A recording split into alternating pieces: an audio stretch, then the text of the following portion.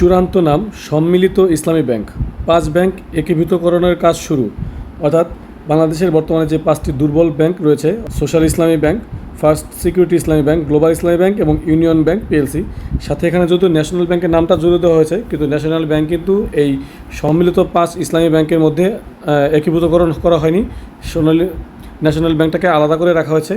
তো সেই ৫টি ব্যাংক মিলে একীভূতকরণের মাধ্যমে নতুন যে ব্যাংক তৈরি হয়েছে, সেই ব্যাংকের নাম দেওয়া হয়েছে সম্মিলিত ইসলামী ব্যাংক বা ইউনাইটেড ইসলামী ব্যাংক। অনিয়ম ও দুর্নীতির কারণে সংকটে পড়া দেশের শরিয়াভিত্তিক ৫টি ব্যাংককে একীভূত করার সিদ্ধান্ত বাস্তবায়নে কাজ শুরু করেছে বাংলাদেশ ব্যাংক, এবং এই নতুন ব্যাংকটির নাম চূড়ান্ত হয়েছে সম্মিলিত ইসলামী ব্যাংক। এই সম্বন্ধে আরও বিস্তারিত জানতে চাইলে আমাদের লং ভিডিওটি দেখতে পারেন, যে ভিডিওতে আমরা এই বিষয়ে বিস্তারিত আলোচনা করেছি। সেই ভিডিও লিঙ্ক এই ভিডিওর নিচে দেওয়া থাকবে, সেখান থেকে দেখে নিতে পারেন। তাছাড়া আমাদের চ্যানেলটি ভিজিট করে দেখে নিতে পারেন, এবং এ ধরনের নিউজ এবং ব্যাংকিং আপডেট পাওয়ার জন্য অবশ্যই আমাদের চ্যানেলটি সাবস্ক্রাইব করে রাখুন।